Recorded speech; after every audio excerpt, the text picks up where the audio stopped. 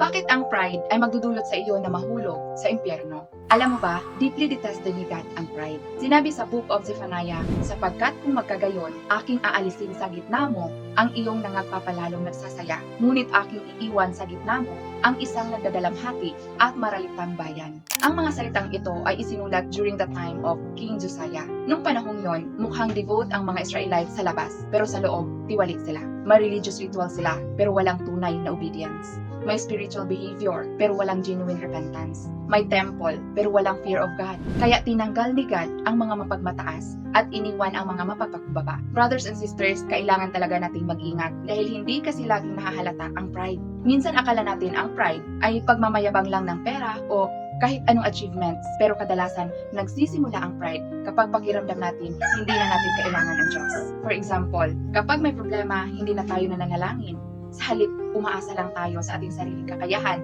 at pamamaraan. Minsan ginagamit pa natin ang mga salita ni Lord para i-lecture ang iba. Pero bihira nating tinanong, Lord, what do you want me to change first? Sabi ng Diyos, suriin ninyo ang inyong mga sarili. Sino mang walang pakundangan, mapagmagaling, palalo at mapagmataas ay tiyak na pagtutuunan ng aking pagkamuhi at tiyak na mamamatay.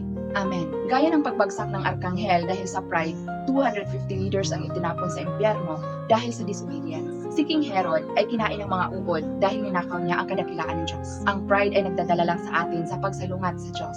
At ang dulo nito ay distraction. Kaya brothers and sisters, huwag nating baliwalain ang pride. Maging mapagpakumbaba tayo para tayo ay maging kalugod-lugod sa Diyos. Dahil ang Diyos ay sumasalansang sa mga palalo. Datapwat nagbibigay ng biyaya sa mga mapagpakumbaba. Magsasabi ka po ba ng Amen? Pride o humility?